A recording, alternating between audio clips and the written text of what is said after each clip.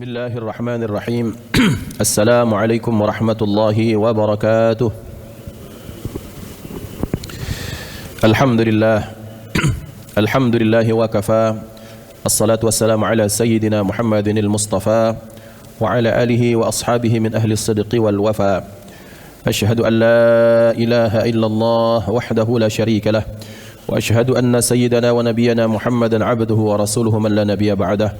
اللهم صل وسلم على سيدنا محمد مفتاح باب رحمة الله عدد ما في علم الله صلاة وسلاما دائمين بدوام ملك الله وعلى آله وصحبه. اللهم رب اشرح لي صدري ويسر لي أمري واحلل عقدة من لساني يفقه قولي. سبحانك لا علم لنا إلا ما علمتنا إنك أنت العليم الحكيم. اللهم ارزقنا فهم النبيين وحفظ المرسلين وإلهام الملائكة المقربين. اللهم أغننا بالعلم وزينا بالحلم وأكرمنا بالتقوى وجملنا بالعافية. لا حول ولا قوة إلا بالله العلي العظيم والحمد لله رب العالمين.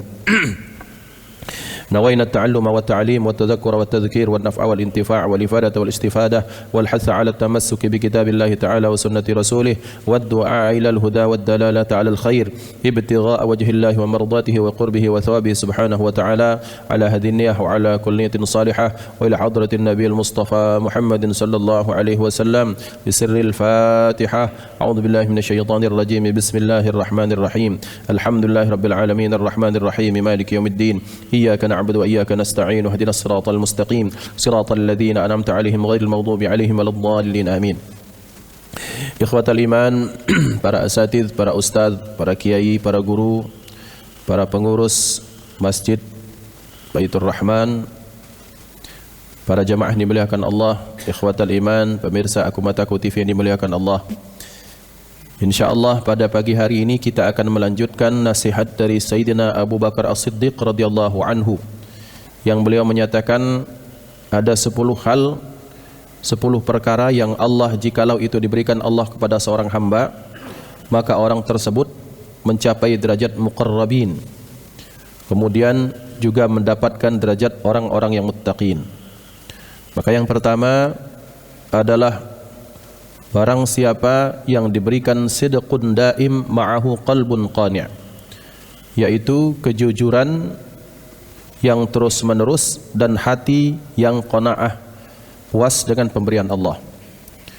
Yang kedua, sabrun kamil, kesabaran yang sempurna, ma'ahu syukrun daim, yang dibarengi dengan syukur yang terus menerus. Pada pagi hari ini kita akan melanjutkan nasihat yang kedua ini, yang kita melanjutkan pembahasan tentang sabda Rasulullah sallallahu alaihi wasallam menjelaskan maqalah ini, bahwa beliau sallallahu alaihi wasallam pernah bersabda, ni'ma silahul mu'mini as-sabr wad du'a, bahwa sebaik-baik senjata bagi seorang mukmin itu adalah kesabaran dan doa. Bapak Ibu dimuliakan Allah, Sayyidina Utsman ibn Affan menyatakan dalam nasihatnya adalah, kata beliau, aku banyak menemukan jenis pakaian, tetapi tidak ada pakaian yang paling baik dibandingkan dengan wara'. Kemudian aku menemukan banyak jenis teman, tapi tidak ada teman yang lebih utama dibandingkan dengan hifdzul lisan, menjaga lisan. Aku, kata beliau, menemukan banyak sekali jenis harta, tidak ada harta sebaik qanaah. Dan aku, kata beliau, telah menemukan banyak jenis kelezatan dan tidak ada sesuatu yang lebih lezat dibandingkan dengan kesabaran. Jazakumullah khair. Artinya, as-sabru, sabar itu, thamratuhu hulwun, bahwa sabar itu, buahnya itu sangat manis. Kita sekarang ini di musim dingin, katakanlah kita di musim hujan, bahwa ketika seseorang yang mungkin lagi sedap-sedapnya tidur, enak-enaknya tidur, istirahat, kemudian dibuai dengan mimpi yang indah, dengan fasilitas yang nyaman, kemudian selanjutnya ternyata dipanggil hayya 'alas shalah, hayya 'alal falah, maka itu kasurnya kalah, selimutnya kalah, istrinya kalah, rumah nyamannya kalah, dia berangkat menuju panggilan Allah. Dan ini merupakan bentuk kesabaran atas ibadah kepada Allah. Hari ini, di hari-hari sekarang ini, betapa banyak jenis kemaksiatan yang bisa kita lihat sehari-hari. Kesalahan kita adalah mungkin karena terbiasanya sesuatu tersebut sehingga kita menganggapnya hal yang biasa, tidak dosa sama sekali. Misal, dan ini kita berupaya untuk meningkatkan kebaikan, kualitas kebaikan kita kepada Allah, bahwa diharapkan semaksimal mungkin kita mampu menjaga satu pandangan, yang kedua jasad kita atau badan kita. Dengan alasan mungkin karena sudah biasa pertemanan, pekerjaan, maka kita akan menganggap bahwa salaman itu yang bukan mahram itu sesuatu yang biasa. Maka ikhwan dimuliakan Allah, ya bagaimanapun, walaupun ada madhab seperti Imam Abi Hanifah atau Imam Ahmad bin Hanbal misalnya menyatakan bersentuh kulit laki-laki perempuan yang bukan mahram itu tak membatalkan wudhu misalnya, tapi tetap mereka mengatakan bersentuhannya itu ya dosa. Nah, jadi kita harus bedakan bahwa bukan perkara membatalkan atau membatalkan wudhu. Misalnya Imam Abu Hanifah bersentuhan suami istri tak batal wudhu, atau tanpa sengaja bersentuhan dengan orang ajnabi, orang asing, maksudnya yang bukan dalam lingkungan mahram kita, itu tak batal wudhu, tapi tetap salah. Nah itulah ya, harus dipahami konteksnya seperti itu. Maka ikhwan dimuliakan Allah Subhanahu wa taala, maka sabarnya kita terhadap hal tersebut, maka itu akan membuahkan hasil yang baik. Maka ini yang menjadikan seseorang itu, disabdakan Rasulullah, sebaik-baik senjata bagi seorang mukmin itu kesabaran. Sehingga dengan senjata tersebut maka dia mampu menaklukkan dunia ini dan kelak menjadi pemenang di akhiratnya Allah Subhanahu wa taala. Kemudian sebaik-baik senjata mukmin itu adalah doa, dan ini sudah sangat sering dibahas, bahwa bagaimana Nabi Ayyub alaihissalam dengan sabar dan doanya, sampai beliau memberikan diwahyukan Allah satu doa yang sering diajarkan oleh guru-guru kita ketika kita tertimpa kesusahan yang terus menerus, Rabbi inni massaniyad durru wa anta arhamur rahimin. Rabbi inni massaniyad durru wa anta arhamur rahimin. Terus dibaca seperti itu. Bagian dari ikhtiar kita, doa kita, wirid kita untuk mengetuk pintu Allah Subhanahu wa taala. Dan ini menunjukkan bahwa senjata kita bukan kekuatan kita, tapi justru kehambaan kita yang kita wakilkan dan kita bermunajat, berdoa kepada Allah. Nah itu kata sabda Rasulullah, bahwa orang yang diberikan kesabaran, artinya ketika dia bisa sabar, maka dia mendapatkan senjata yang luar biasa. Maka kalau dia mendapatkan kesabaran yang sempurna, kemudian syukurnya terus menerus, syukur terus menerus itu gampang ya ikhwan. Ada seorang teman, Ustadz kita ini punya senam syukur katanya. Bagaimana senam syukur? Saya bilang, senam syukur itu Ustadz tarik nafas, katanya tarik nafas, habis itu fikirkan nikmat Allah yang kita pasti tak bisa bikin. Kemudian keluarkan pelong, habis itu alhamdulillah. Pikirkan bahwa kita diberikan kehidupan. Ketika tarik nafas, pejamkan mata, saat itu kita mungkin diselamatkan, jantung kita disehatkan. Ketika tarik nafas pelan-pelan, kemudian pejamkan mata, tahan sebentar katanya, bayangkan bahwa ternyata Allah dari kecil sampai besar sudah banyak sekali memberikan pemberian. Itu ternyata Ustadz banyak sekali. Ini teman saya yang berikan. Bukan Ustadz, dia seorang karyawan, Masya Allah.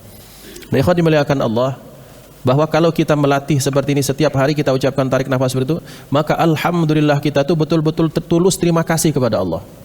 Sering saya ucapkan, saya sering sampaikan, kadang kita mengklasifikasikan nikmat itu hanya berdasarkan sudut pandang kita.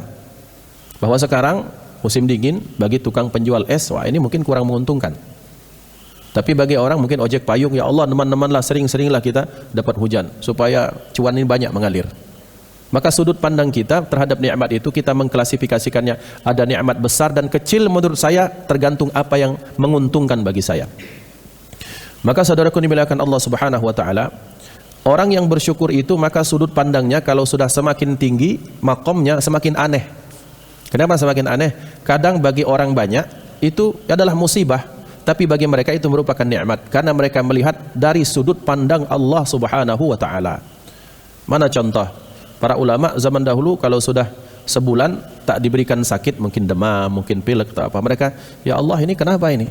Apakah engkau benci padaku? Apakah engkau sedang tak ridha kepadaku? Tapi ketika mereka dapat sakit itu, mereka menyatakan alhamdulillah, mudah-mudahan ini bagian dari kafaratuz dzunub, bagian dari penghapus dosa saya yang sudah banyak, sambil tetap ikhtiar untuk sembuh. Tidak tergolek apa ya, terus Allah engkau sembuhkan, enggak seperti itu. Konsepnya adalah melihat dari sudut pandangnya, itu yang berat. Kita ini kalau sudah sudut pandang, aduh ini kalau sudah pilek ini nggak bisa ketemu bos-bos besar, nggak bisa lobby-lobby politik, ini tidak bisa ini itu, kita akan mengatakan aduh.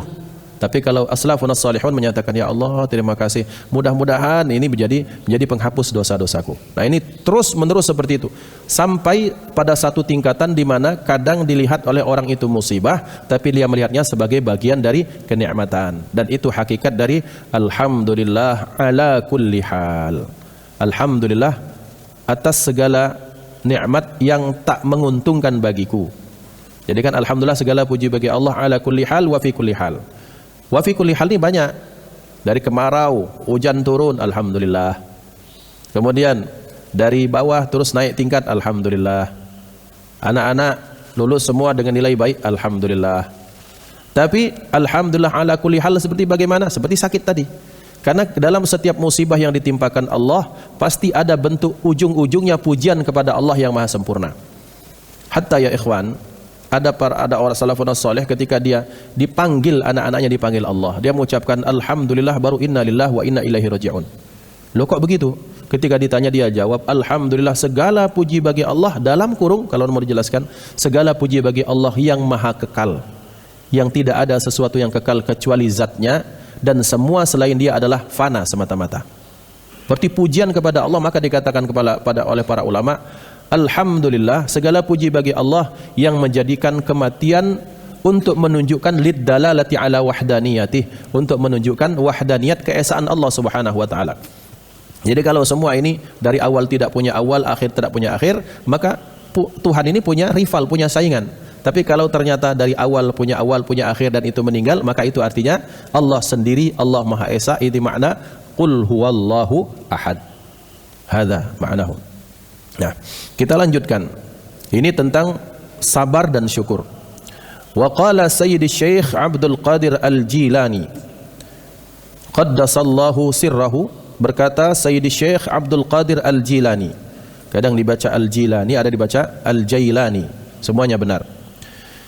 Beliau menyatakan dalam nasihatnya, kaifa yahsunu minka al-ujbu fi a'malika wa ru'yatu nafsika fiha wa talabul a'wadi 'alaiha wa jami'u dzalika bi taufiqillahi ta'ala wa fadlihi. Beliau menyatakan bagaimana, dalam bahasa sederhana, kok bisa-bisanya, beliau ini heran, kok bisa-bisanya, kata Syekh Abdul Qadir Al-Jilani, ada orang yang itu kok bisa sampai ujub, itu bingung saya. Kok ada orang memandang bahwa amalnya bagus itu, saya heran katanya. Bahkan na'udzubillah, kata Syekh Abdul Qadir Al-Jilani, bahwa sampai-sampai ada orang beramal soleh kok minta bayar. Amal soleh minta bayar katanya. Kemudian kok sampai dia takjub pada dirinya sendiri. Terus dia melihat, alangkah bagus amalku ini, kira-kira suatu bahasa yang tak tersebutkan itu. Kok bisa sampai sebegitu katanya? Sementara semuanya berdasarkan taufik daripada Allah Subhanahu wa taala. Maksudnya bagaimana? Maksudnya taufik itu kan begini. Taufik itu ketika Allah memudahkan kita untuk melakukan amal kebaikan, itu berdasarkan izin dan kemauan Allah. Ada misalnya kalau kita hitungkan Pak, komponen-komponen kita bisa berangkat sampai ke masjid ini kan macam-macam komponennya. Satu, apa? Negara kita merdeka, alhamdulillah. Kalau tak merdeka, bagaimana sholat berjamaah mau taklim, sementara berdesing peluru seperti di saudara kita di Palestina. Mudah-mudahan Allah mengangkatkan penderitaan mereka, dihabiskan semua ini, dijadikan negeri dan damai, dan dibantu saudara-saudara kita memenangkan ini. Amin Allahumma amin. Tapi jangankan seperti itu, mau terfikir taklim seperti ini, bahwa bagaimana sementara kondisinya lapar, listrik tak ada, air tak ada, kemudian saudara-saudari sudah mendahului misalnya. Maka komponen pertama itu Allah jadikan kita merdeka.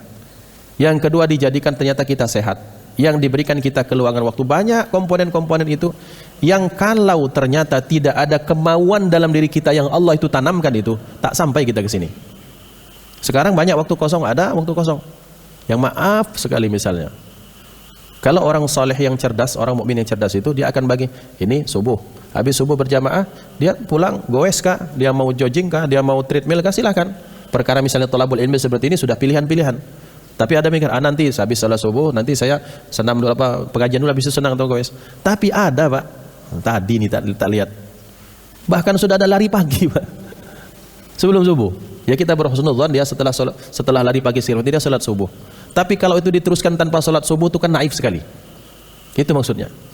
Nah sekarang bagi kita yang sudah hadir di tempat ini, salat subuh berjamaah, ikut pengajian, itu bukan hakikatnya, bukan kita, karena Allah yang memanggil kita. Nah, kata Syekh Abdul Qadir Al-Jailani, Kok bingung saya ada orang yang, wah mantap ini. Siapa? Awakku dewek ini mantap. Subuh berjamaah. Kalau sedekah tidak pernah lewat. Itu kan dia kagum pada dirinya sendiri. Sementara semua komponen itu Allah yang berikan padanya. Kalau kita sederhanakan cara berpikirnya, ada masuk mobil-mobil mahal, supercar berjejer rapi. Ala kebagus mobilku ini. Padahal dia tukang parkir. Kan heran ya. Maka Syekh Abdul Qadir itu heran kepada jenis manusia yang dia sampai-sampai memandang Allah kebagus amalku ini, ujung-ujungnya minta pula bayaran daripada amal soleh tersebut. Maksudnya adalah, ya Allah, aku ini kanlah amal soleh, masukkan aku Jannatul Firdaus ya Allah. Maka cara berfikirnya ulama kalau sudah muqarrabin, ya Allah, nak kau nerimo tak nerimo, entah engkau mau menerima atau tidak, mau kau beri pahala atau tidak, itu sudah bukan wilayahku, wewenangku. Wilayah kami adalah orientasi domain kami ini hanya pada usaha, bukan pada hasil. Hasilnya kami serahkan kepadamu ya Allah. Nah ini maksudnya. Tapi Ustadz kan ada yang bertanya, ada yang berdoa ya Rabbi masuk Jannatul Firdaus, manusiawi. Itulah fungsi kita sebagai manusia yang ada keinginan-keinginan, dan dari pintu itu Allah sering memanggil kita. Kenapa dijadikan surga ini dan itu? Karena kita ini ada ketakutan, ada keinginan, dan dari bab-bab keinginan adalah kadang-kadang ada orang bisa beramal soleh. Tapi tidak cukup, kadang bukan dari bab-bab keinginan atau janji-janji baik. Kadang kalau mau beramal soleh, kalau diancam, maka ada konsep at-targhib wat-tarhib. Ada konsep janji baik maupun ancaman-ancaman berupa siksa yang pedih, sehingga baru mau bekerja. Dan ini kalau kata Sayyidina Ali Zainal Abidin menyatakan, ini hamba-hamba yang disebut sebagai businessman. Kenapa? Karena orientasinya pahala. Nah, salah Kak Ustaz? Tidak pernah salah, sangat baik. Apa makna Al-Quran? Apa fungsi Al-Quran menjanjikan semua janji itu? Kalau tidak, itu merupakan hal yang sangat normal. Tetapi ada yang disebut sebagai ahrar. Ada orang-orang yang ketika dia beramal, maka fikirannya sudah merdeka, sudah bukan tentang surga neraka lagi, tapi semata-mata karena Allah Subhanahu wa taala. Sampai-sampai ya ikhwan, pada satu saat Nabi Musa didatangi seorang hamba yang saleh. Curhatlah hamba ini, ya Musa, tolong tanyakan kepada bos besar kita, yaitu Allah Subhanahu wa taala. Ngapola aku ni berdoa tak diijabah, padahal syarat-syarat doa itu sudah aku penuhi semua. Kira-kira bahasanya menghadap kiblat, sudah dalam kondisi suci, sudah sendirian, sudah mencari waktu yang mustajab, tempat yang baik, beramal dulu. Kemudian ditanya kalau Nabi Musa, ditanyakan, kata Allah, sampaikan wahai Musa, sampaikan kepada hambaku itu. Hambaku itu punya 1 ekor kambing yang dia sangat sayang. Ketika dia berdoa, dia bukan mikirkan aku, tapi mikirkan kambingnya, kata. Aku tersinggung, kata Allah. Ngapain kau mau ijabah sementara yang pikirnya kambing tersebut? Akhirnya disampaikan kepada hamba ini, istighfar, dia minta ampun, kemudian dia munajat Allah dalam hatinya, maka kemudian doanya diijabah Allah Subhanahu wa taala. Ini sebagai bentuk bahwa ternyata ada orang-orang yang ahrar, orang-orang yang merdeka, bahwa ketika mereka beramal ibadah, maka fikirnya sudah orientasinya kepada Allah, bukan yang lain. Maka kata Sayyidina Abu Bakar As-Siddiq radhiyallahu anhu, barang siapa yang diberikan kesabaran yang sempurna, terus dibarengi dengan rasa syukur yang terus menerus, istiqamah syukurnya, maka dia mendapatkan derajat muqarrabin dan dijauhkan dari nerakanya Allah Subhanahu wa taala. Jadi benar kata Sayyidi Syekh Abdul Qadir Al-Jailani, bagaimana kok bisa sampai kalau engkau bisa ujub dengan amalmu, kemudian engkau melihat dirimu itu bagus, berkacau ya, bercermin, maka melihat, tak berdoa ini, Allah akan mancung hidung, Allah kebelaga ini, menambah cak 3 lagi, masih pacak ini, masih ada slot 3 ini, kira-kira Allah akan seterek dado, bahasa gitu. Seterek itu maksudnya ya pecah roti itu kan, ya berbaris 6. Nah, dia merasa ujub pada dirinya, takjub pada dirinya, sementara lupa semuanya hakikatnya daripada Allah. Kata beliau, itu bingung saya. Maka kata beliau, wa in kunta taraktal isyata fa bihifdhihi. Pun kata beliau, ketika engkau melakukan amal soleh itu dari Allah, dan ketika engkau mampu meninggalkan maksiat, hakikatnya daripada Allah Subhanahu wa taala. Sudah pengen betul ini melakukan hal yang Allah tak ridai. Misalnya, mana? Ada duit sudah. Duit sudah ada. Pengen ke Genting Highland. Sudah tahulah sana tuh. Kalau budak-budak kecil masang slot, ini masang slotnya di Genting Highland sana di Malaysia. Duit banyak. Dibikin Allah itu apa? Kabut, hujan, badai segala macam, sehingga pemberakatan dibatalkan. Kesal-kesal, padahal di sisi sudut pandang yang lain, jangan-jangan Allah sudah berusaha menghalang ini hamba untuk melakukan kemaksiatan. Maka mampunya kita untuk menghindarkan kemaksiatan hakikatnya pun daripada Allah Subhanahu wa taala. Dan inilah rahasia kalimat la haula wala quwwata illa billah. Tiada kemampuan bagi kita untuk meninggalkan kemaksiatan. Tiada daya bagi kita untuk melaksanakan ketaatan kecuali apa? Kecuali semata-mata karena Allah Subhanahu wa taala. Au fima ma'na. Maka beliau melanjutkan, aina anta minasyukri ala dzalika. Kata Syekh Abdul Qadir Al-Jailani, di mana posisimu di mana rasa syukurmu atas nikmat tersebut? Maka kalau kita diberikan sehat, Ustaz, aku ini sehat ini jogging terus, Ustaz. Jaga pola makan, jaga pola hidup, makan kalau malam tidak lagi makan. Pokoknya kalau makan minum baik, berusaha, ya khair, baik, betul, itu ikhtiarnya. Tapi tetap banyak ada orang yang menjaga pola hidup, pola makan, pola segala macam, tetap diberikan sakit sama Allah. Maka berarti tugas kita mensyukuri nikmat Allah Subhanahu wa taala dan mengakui bahwa semua nikmat ini daripada Allah Subhanahu wa taala. Maka kata Syekh Abdul Qadir Jailani, semuanya itu karena engkau yang mengusahakan dan Allah yang menciptakan itu semua.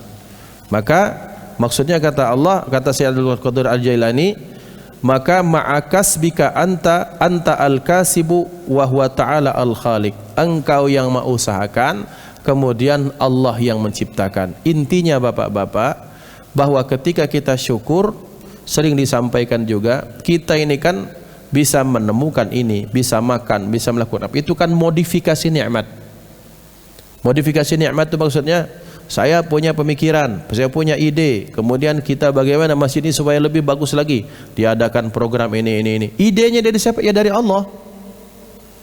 Betapa banyak ada orang yang sudah semuanya dikonsep, tiba-tiba buyar hilangan. Ada Pak, sudah siap terkonsep, tiba-tiba mungkin apa-apa, kemudian sampai hilang pikirannya.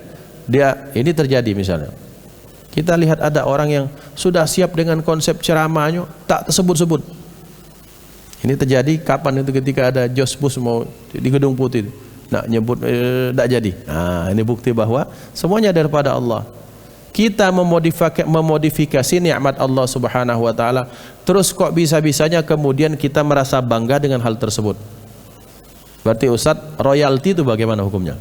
Royalti itu merupakan bentuk penghargaan dan bagian dari hukum muamalah, maka hukumnya boleh.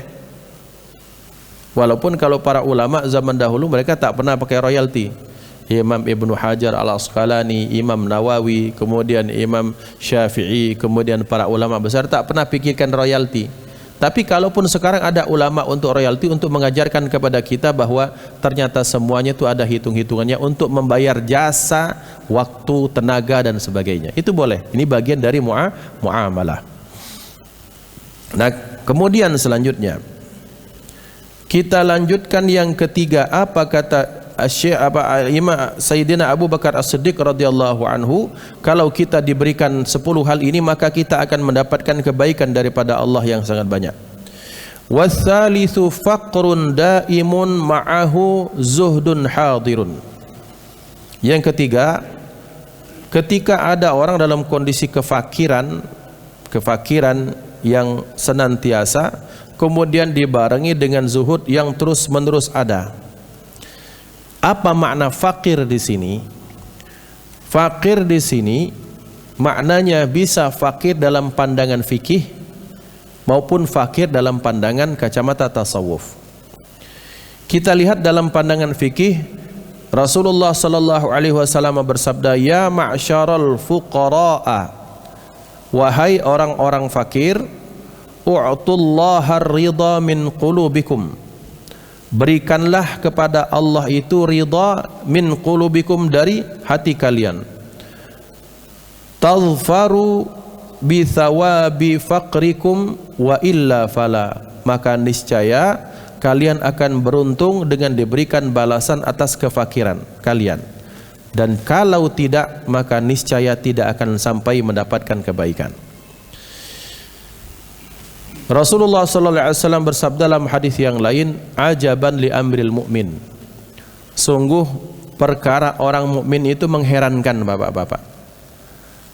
In asabahu khairun syakar fakana khairan lahu. Kalau diberikan nikmat, diberikan kebaikan, dia bersyukur, itu baik. Wa in asabahu syarrun sabar fakana khairan lahu.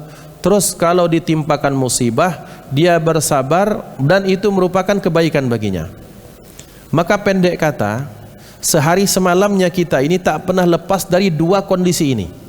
Apakah kita mau masuk ke pintu syukur, apakah kita mau masuk dari pintu sabar? Maka kedua hal ini tetap mendatangkan pahala, asal ada basis imannya di situ. Maka berarti ikhwan, yang tidak ada itu adalah ketika dia diberikan kondisi apapun. Ketika diberikan nikmat, dia tak bersyukur kepada Allah sehingga lupa diri, poya-poya segala macam. Atau ketika dia ditimpakan fakir, kemudian dengan fakir itu kemudian dia menyalahkan keadaan, bahkan menyalahkan Allah. Itu pun tak akan menyelesaikan masalah.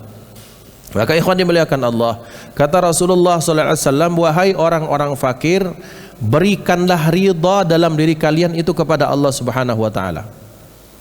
Dengan cara apa? Dengan cara kalian bersabar atas kefakiran kalian, maka kalian akan mendapatkan pahala, dan pahala itu kelak di akhirat akan dijadikan ridha dan surga Allah. Tapi kalau tidak, sabda Rasulullah, kamu tak akan mendapatkan kebaikan. Ini sebagaimana diisyaratkan oleh Al-Imam Al-Ghazali, manusia itu kan ada empat. Empat itu bagaimana? Ada bahagia dunia, bahagia akhirat. Itu idealnya. Ada kurang beruntung di dunia, kemudian di akhiratnya bahagia. Mantap. Yang tak bagus ini, ada bahagia, jaya di dunia, tak jaya di akhirat. Yang tak narum ambean ini yang keempat. Yang keempat ini tak bahagia di dunia, tak bahagia pula di akhirat. Sudahlah fakir, kemudian tak sabar, tak iman lagi kepada Allah. Bagaimana kelak di akhirat? Wallahu a'lam bissawab. Maka ikhwan dimuliakan Allah Subhanahu wa taala. Maka bagi orang yang beriman, ketika dia sabar dengan kefakirannya, itu akan membuahkan surga. Dan itulah fungsi akhirat. Fungsi akhirat ini tempat keadilan, juga tempat merupakan labuhan terakhir bagi kita atas harapan-harapan kita, atas penderitaan kita selama di dunia. Yang sakit menahun, sabar ya Allah, mudah-mudahan Engkau ridha, berbuah surga, sakitnya tak terasa lagi di akhirat. Kemudian bagaimana? Kemudian bagaimana yang fakir terus 6-70 tahun tuh fakir, dari awal lahir sampai beranak bercucung tetap fakir, tapi sabar, berbuah surganya Allah di akhirat kelak. Dan dia akan menyatakan, besok kita pelembang ini tersenge baik, ngapola aku dulu sampai sempat protes sama Allah. Ternyata ini yang Allah janjikan ketika aku di akhirat ini sekarang ini. Maka orang-orang yang fakir bersabar dengan kefakirannya, mereka akan dimenangkan Allah Subhanahu wa taala dengan berkah kesabarannya. Maka kata beliau, orang yang fakir, kalau fakir itu kondisinya fakir, kemudian dibarengi dengan kesabaran dan dibarengi dengan zuhud yang terus menerus, maka dia akan menang. Jadi satu poinnya orang yang fakir, fakir yang terus-terus itu ada, tetapi dibarengi dengan sabar. Yang berikutnya dibarengi dengan zuhud daim yang hadir, yang senantiasa ada. Fakir ini posisi ini orang yang susah, kalau zuhud ini posisi orang rata-rata posisi orang-orang yang berada. Bapak-bapak, zuhud itu bukan terletak pada pakaian yang compang-camping. Zuhud itu bukan terletak pada misalnya kita bisa beli Mercy, kita beli mobil buruan tahun 80, bukan itu. Zuhud itu kita mampu beli dengan kondisi kita, bisa beli sendal harga 500.000 terus kita beli 30.000 dengan alasan saya pengen zuhud. Bukan. Zuhud itu manakala ketika Allahu Akbar salat, pikiran sudah tak masuk lagi dalam fikirnya tentang harta. Kemudian ketika dalam malam-malam tidurnya tenang, sudah dikunci, sudah doa segala macam, dia sudah tak pikirkan lagi SPBU-nya bagaimanakah, kemudian mesnya yang di sana bagaimanakah, kemudian vilanya yang di puncak bagaimana, tak pikir lagi. Ada barangnya tapi tak dimasukkan ke dalam hati, itulah hakikat zuhud. Jadi zuhud tidak harus dalam, oh ini orang fakir zuhud. Enggak seperti itu. Zuhud itu sikap hati ketika hati kita kosong dari dunia, yang diisi adalah Allah, itulah zuhud. Maka zuhud itu bisa orang miskin, bisa orang kaya. Bisa orang miskin zuhud, betul bisa. Tapi ada orang miskin tak zuhud juga bisa. Selop lain sebelah. Saking takutnya dia disimpan di belakang, disimpan dalam beduk. Saking takut hilang loh. Pas salat, Allah, ya Allah, mana salatku tadi? Bukan zuhud itu. Jadi ikhwan dimuliakan Allah Subhanahu wa taala, hakikatnya dalam hati. Tapi ada orang punya Mercy, mobil-mobil yang mahal. Tapi kemudian ketika sudahlah, bukan milik kita, punya Allah, kita pacak nyari lagi. Itulah hakikat zuhud.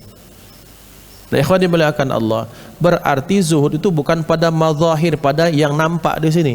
Bisa kaya dalam hitungan manusia, bisa yang beruang, uangnya banyak, bisa jadi orang yang bokek sekalipun bisa zuhud. Bahkan yang tak zuhud pun, yang kaya bisa, bahkan yang miskin pun bisa. Maka ikhwan dimuliakan Allah, tapi Ustaz, Sayyidina Umar bin Khattab itu bahkan jubahnya itu compang-camping sampai jahitannya banyak sekali. Lah itu bedakan seperti itu. Sering kita sampaikan bahwa para sahabat zaman dulu kayanya mereka milih untuk jadi kaya dengan alasan, dengan kekayaanku aku bisa memajukan agama Rasulullah. Kalau miskin, dia miskin tak beruang, dia sengaja pilih urusannya supaya di akhirat hisapnya enggak lama. Seperti itu kan? Kalau kaya kenapa? Oh Ustaz, nabung bertahun-tahun Ustaz, makan nasi sama Ajinomoto selama ini. Demi apa? Supaya banyak tabungan, supaya ada kuning-kuning kunyit orang kami dusun, supaya ada emas. Tahan tak makan, tahan anak dinjuk nasi dengan kerupuk supaya pacak nabung, supaya pacak ada emas. Makanya Ustaz sekarang ini ada mobil segala macam. Lupa sama Allah yang berikan semuanya. Ngapa miskin? Lah suratan tangan Ustaz, lah nasib. Benarkah semua? Salah semua. Yang kaya tak menisbatkannya kepada Allah, ya miskin tak sabar juga. Sahabat zaman dulu kenapa kaya? Bismillah, mudah-mudahan kekayaan ini bisa membantu agama Allah Subhanahu wa taala. Kenapa milih miskin? Bismillah, mudah-mudahan di akhirat hisab saya, baju saya yang cuma 3 lembar ini, kata Sayyidina Salman Al-Farisi. Gubernur Salman Al-Farisi punya baju jubah cuma 3 lembar. Mudah-mudahan 3 lembar ini cepat dihisab Allah, cepat masuk surga. Semuanya dikaitkan dengan kebaikan, dengan agama, dengan akhirat. Nah, ini perbedaan orang mukmin dengan orang-orang yang tak mukmin kepada Allah Subhanahu wa taala.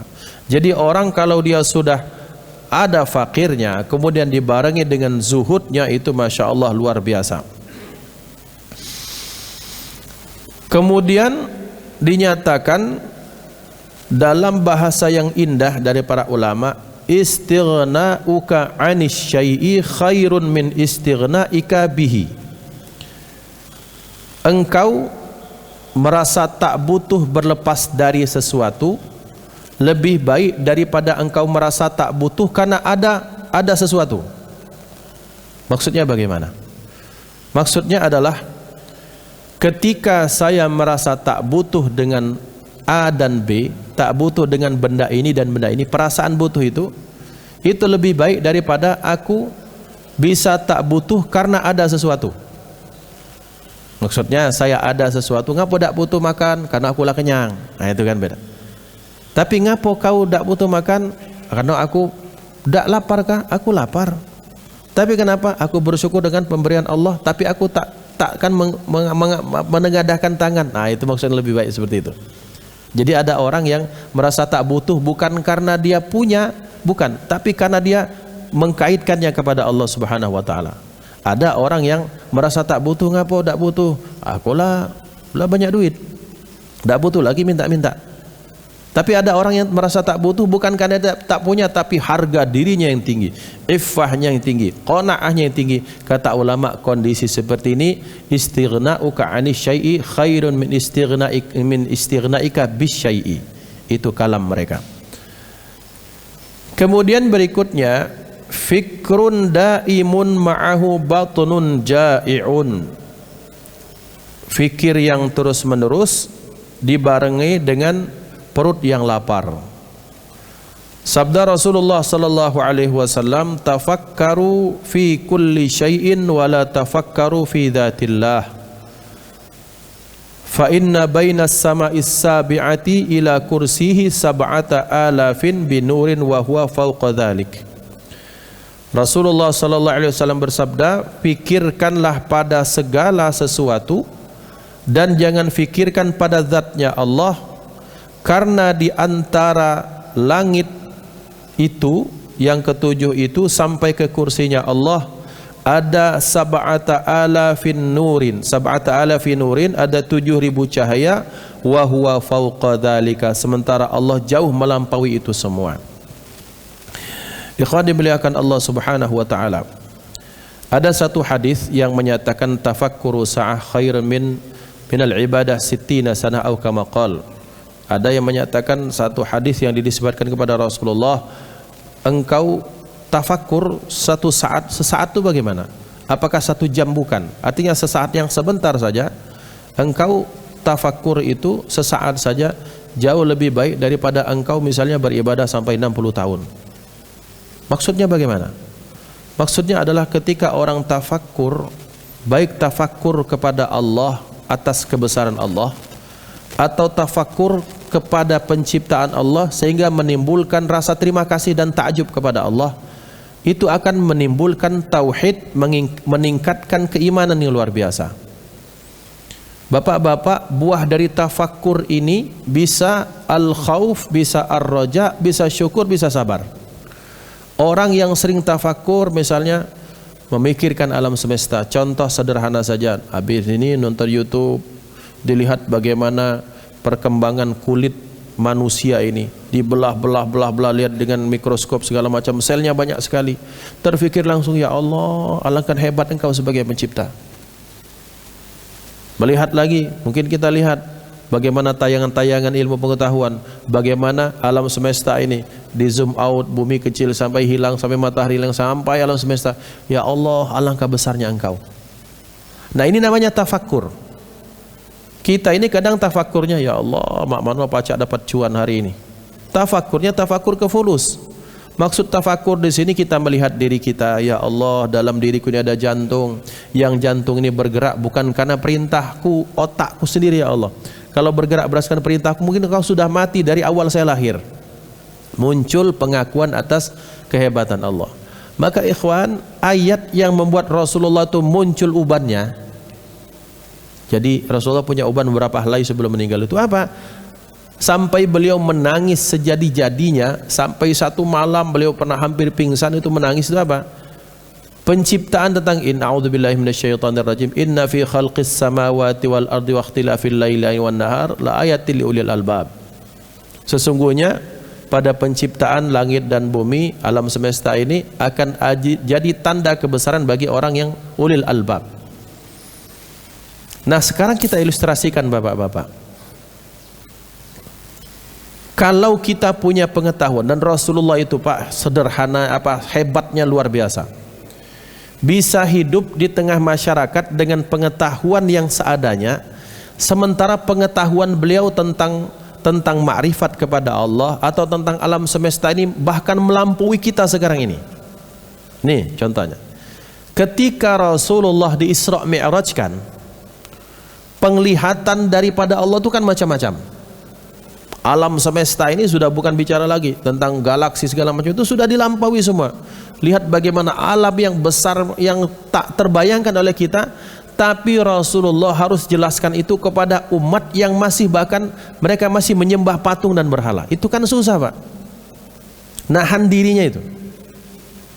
Betapa tersiksanya ada orang jenius yang hidup di tengah pedusunan, kira-kira itu. Dia sudah paham listrik, paham konsep fisika tentang teori ini dan itu, dia harus hidup di tengah masyarakat bahkan listriknya belum ada. Tersiksa tak? Tersiksa. Nah, kondisi ini Rasulullah bisa mampu tahan, itu luar biasa. Nah, Rasulullah yang membuat beliau menangis sejadi-jadinya itu kenapa? Ternyata ayat inna fi khalqis samawati wal, pada penciptaan langit dan bumi itu dan terus-terusnya beliau menangis sampai semalam suntuk. Kenapa? Karena Rasulullah tahu betapa hebatnya penciptaan ini. Kita ini cuma hanya ngelihat, wah ini teori Big Bang segala macam. Tapi kalau ditelusuri lagi, ya Allah, alangkah hebatnya engkau. Ujung-ujungnya Rabbana ma khalaqta hadza batila. Tiap hari kita bahkan jadi penempat nyamuk. Tak pernah kita teliti nyamuk kakinya berapa, jantungnya ada berapa, ruang di jantungnya ada berapa. Kenapa Allah mempersamakan ini dengan janahu ba'udah, dengan sayap nyamuk dunia seperti ini? Dunia yang hebat besar ini banyak orang berebut-rebut ini. sampai tahan meli suara misalnya, hanya untuk memperebutkan dunia. Rasulullah ujuk-ujuk bilang bahwa dunia di mata Allah tak lebih dibandingkan dengan sehelai sayap nyamuk saja. Setelah dizamut, ya Allah, mana gitu ini Baitur Rahman dak kate, Pak. Mana Bang Raya dak kate. Kalau sudah kita keluar dari alam semesta misalnya, bahkan matahari yang besar pun bahkan tak menyamai sebesar sebutir debu di luar angkasa raya ini. Maka kata Rasulullah, itu yang kamu pikirkan. Tak usah pikirkan zatku, tak nyampe kata Rasulullah. Maka banyak orang gila tertawa-tawa dewek itu ngapa kadang-kadang mikir ujung-ujungnya nanti siapa yang menciptakan ini, siapa yang menciptakan ini, sampai ujung-ujungnya siapa yang menciptakan Allah. Nah, kalau sudah di situ iblis sudah masuk, tutup dengan istighfar, sempurnakan dengan syahadat. Takut kita sudah melenceng. Maka ketika kita sering memikirkan penciptaan Allah, akan bertambah iman kita kepada Allah Subhanahu wa taala. Ya sederhana, biasa sering diutarakan oleh orang-orang terdahulu, kuku bisa panjang, rambut bisa panjang, tapi gigi tidak pacak panjang. Ngapa pacak main itu? Padahal sama badannya juga, sama satu tubuh. Kemudian min baini farthin wadamin labanan khalisan sa'igan lisyadibin. Di antara darah dan tempat kotoran itu, terus disitulah munculnya susu yang sehat bagi apa? Bagi yang dikeluarkan oleh kambing maupun sapi.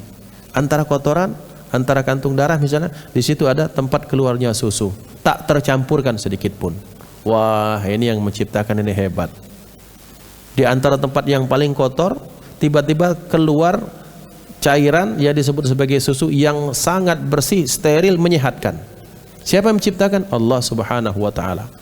Maka sering kita tafakkur seperti itu, maka itu sabda Rasulullah, bahkan lebih baik daripada kamu beribadah solat berrakaat-rakaat. Karena kenapa?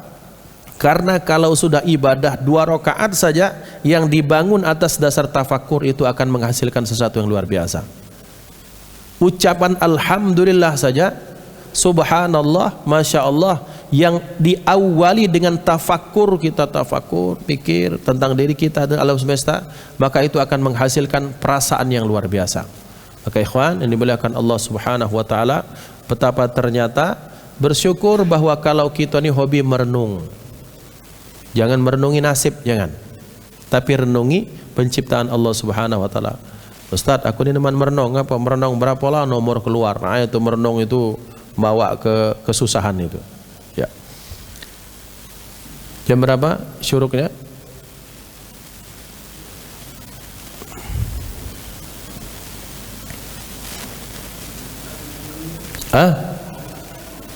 Kaki, nak jelas sedikit lagi. Selanjutnya yang terakhir, hadis Rasulullah sallallahu alaihi wasallam, rahimallahu qauman yahsabuhumun nasu marda wa ma hum bimarda. Rasulullah sallallahu alaihi wasallam itu diriwayatkan beliau bersabda, semoga Allah merahmati satu kaum yang disangka manusia mereka penyakit atau sakit padahal mereka tidak sakit.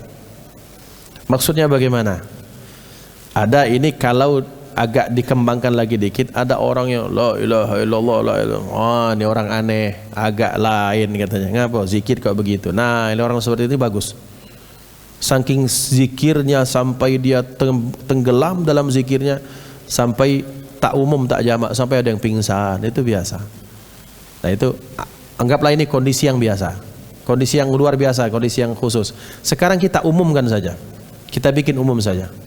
Semoga Allah meridhai satu kaum yang disangka dia penyakit, maksudnya tidak jamak, tidak umum seperti orang, tapi dia melakukan itu. Kita ini Pak, kenapa kita tidak aneh? Karena kita ini mayoritas Pak di Indonesia.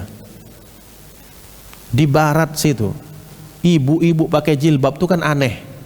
Nah, kata Rasulullah, mudah-mudahan Allah merahmati satu kaum yang penampilannya, gaya hidupnya, kemudian akhlaknya tidak sama seperti orang banyak. Di Amerika, anak itu ngontani bapak biasa. Tiba-tiba ada melihat, ada di sana, ada bahkan anak cium tangan orang tua, itu kan aneh di barat. Itu aneh. Kita anak cium tangan itu biasa karena kita mayoritas. Jangan bayangkan kondisi kita mayoritas. Bayangkan kalau kita sudah di sana, di mana orang kalau sudah ketemu dianggap satu kesopanan, bahwa kalau kita punya istri dipeluk laki-laki lain itu sopan. Justru mereka akan tanya, kau tak peluk istriku kenapa? Kira-kira itu. Jadi tidak sopan, Pak. Bingung gitu kan? Berpikirnya jangan kita mayoritas. Kebanyakan kalau sudah di sana ada orang tiba-tiba mau salaman begini, wah ini kenapa ini? Ini aneh, ini agak lain ini kira-kira. Maka Rasulullah menyatakan, semoga Allah merahmati kaum yang penampilannya beda, agamanya beda, perikehidupannya beda. Karena kenapa? Karena manusia tidak banyak seperti itu. Nah ini maksud hadis ini, bahwa semoga Allah meridai, merahmati orang yang dianggap orang itu sebagai orang sakit padahal mereka tidak sakit. Nah ini cukup sekian dulu. Silahkan pertanyaannya.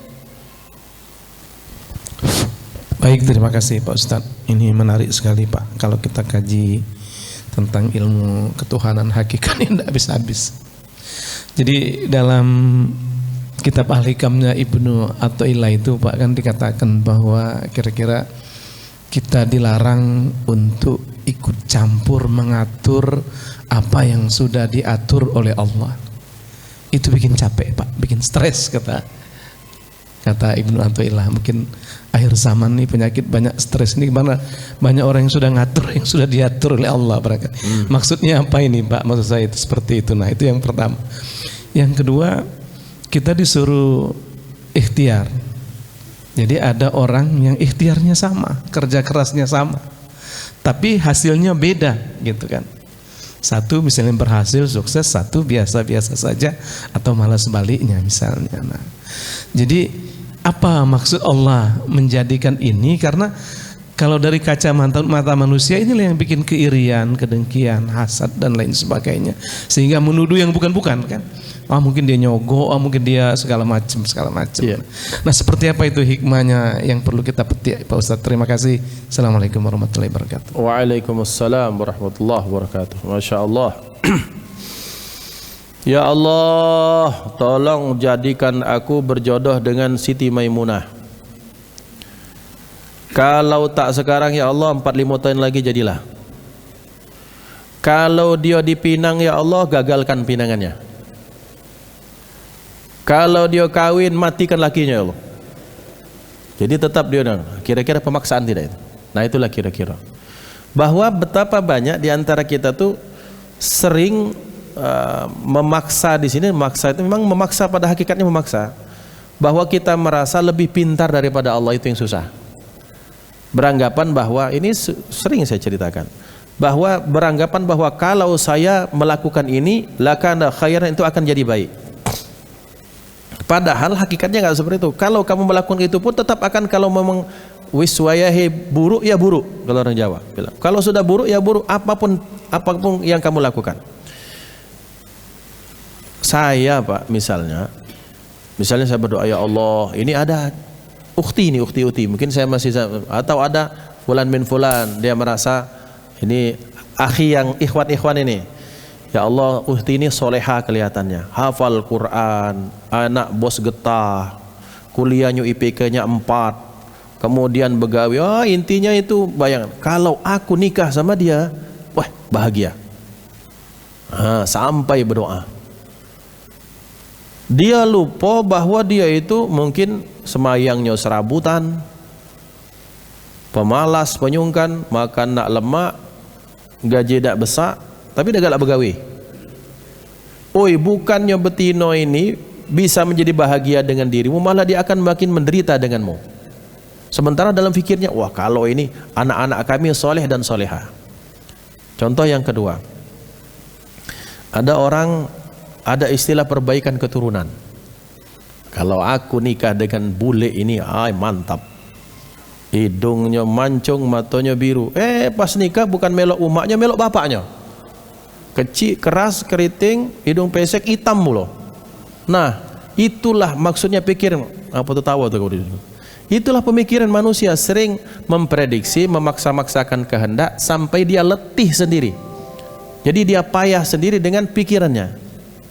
Jadi kira-kira kenapa orang banyak memaksakan? Karena dia tak paham konsep bahwa Allah di dunia ini, kita kenal ada ibu ataupun bapak ahli menghitung uang. Auditor kelas dunia itu kalau sudah masuk ke perusahaan besar, kalau mereka sudah ngaudit itu, jangankan uang 10 miliar, sendok sebatang be ketemu itu salahnya di mana. 5 rupiah mereka tahu salahnya di mana. Hebat kan? Hebat. Itu makhluk Allah. Tak terfikirkan kita bagaimana Allah hebatnya dalam menentukan nasib kita masing-masing. Sudah dengan takaran yang pas, Pak. Kadang kita ini menakar Allah dengan kemampuan kita. Kita ini galah nih, panjang 3 meter. Kita pengen mengukur samudra yang tak bertepi dalamnya itu, tak berujung, dengan galah yang cuma 3 meter, tak sampai. Dan memaksa-maksakan dengan, wah ini apa? Ini nggak bagus ini samudra ini. Ya, ujungnya seperti itu. Sering memaksakan kehendak. Nah, berfikirnya bagaimana? Cukup kita berfikir kalau ada bendahara yang hebat, ada planner yang hebat, bendahara yang terbaik, auditor terbaik, planner yang terbaik, huwallah. Cukup. Selesai sudah. Tidak akan ada bandingan. Yang kedua, kenapa ada orang ikhtiarnya sama, terus kok hasilnya beda? Ya tetap beda. Sama itu kan pandangan kita, Pak. Tapi variabel-variabelnya pasti beda. Saya sering sampaikan. Ini Upin dan Ipin. Toko Upin Ipin ini ditunjukkan oleh Opa kan. Nah, ini ditunjuk modal 100 juta. Jualan sembako. Si Upin dapat 10 juta, Ipin dapat 20 juta. Ngapo ternyata Upin bininya siko, Ipin ini bininya 3. Paham ya? Variabel kita akan menganggap kok sama 2 kali 2 4 meter, di toko yang sama, jualannya sama, buka tutupnya sama, tapi ada hal-hal yang tidak kita hitung. Si Upin ini zikirnya lebih sedikit, ini ternyata sedekahnya lebih banyak. Tetap akan beda ya ikhwan. Karena kita hidup di dunia, maka hukum sababiyah, hukum kausalitas sebab akibat tetap akan ada, Pak. Tapi Ustadz zikirnya sama, mungkin Upin itu tadi bininya 3. Banyak mulut yang harus diberikan makanan. Jadi tidak bisa kita harus semuanya harus disamakan, nggak bisa. Hatta anak kembar sekalipun rezekinya berbeda. Lahir dari perut yang sama, berbeda cuma dulu 5 menit je kata Upin misalnya, tetap akan berbeda. Karena Allah itu sebaik-baik penghitung, sebaik-baik pemberi balasan. Sebaik-baik pemberi balasan itu makna yang tersiratnya bahwa Allah sudah memberikan takarannya masing-masing. Yang kalau kita memaksakan lebih daripada takarannya, ini takarannya seperti ini, ditambahkan 50 liter meluer. Ujung-ujungnya siapa? Qarun. Qarun itu orang yang keluar dari takarannya, yang tak percaya dengan takaran. Ujung-ujungnya sengsara dia dunia dan akhirat. Wal'iyadzubillah. Boleh kita ikhtiar bapak-bapak, tapi ikhtiar sebatas untuk memuaskan hati kita, dan kelak di akhirat untuk menyatakan, ya Allah aku sudah berusaha, adapun semuanya daripada engkau. Makanya Sayyidina Umar bin Khattab itu ketika ditanya, ya Allah aku pengen berkah dari hartamu, aku pengen berkah dari rezeki yang engkau berikan. Ada yang bertanya, wahai Umar, kenapa engkau tidak berdoa, wahai Allah berikan ku rezeki? Kenapa saya harus minta rezeki? Rezekinya sudah ada kok, sudah ada bagian-bagiannya, tinggal dijemput saja rezekinya. Tinggal ketika rezeki itu sampai ke kita, berkah atau tidak, nah itu sudah merupakan domain kita. Tapi domain Allah, Allah sudah berikan bagiannya masing-masing. Maka ikhwan dimuliakan Allah, 2 saudara, 2 beradik tetap beda bagiannya masing-masing.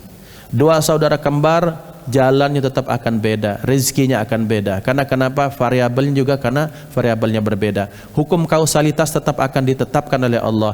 Yang ini anaknya 10, ini anaknya 3, beda rezekinya.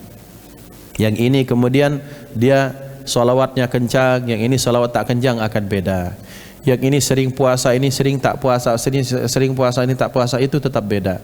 Jadi tetap semuanya itu akan dibalas Allah sesuai dengan amalannya masing-masing, dan sesuai dengan Allah sudah tetapkan rezekinya itu sudah dibagi masing-masing sesuai dengan kapasitasnya insyaallah. Hadanallahu wa iyyakum ajma'in, usikum wa nafsi bittaqwallah. Mari kita tutup dengan munajat kepada Allah, mudah-mudahan diberikan saatul ijabah. A'udzubillahi minasyaitonir rajim. Bismillahirrahmanirrahim. Alhamdulillahirabbil alamin. Allahumma shalli wa sallim wa barik ala sayyidina Muhammad wa ala alihi wa ashabi ajma'in. Rabbana ighfir lana dhunubana wa liwalidina warhamhum kama rabbawna shighara.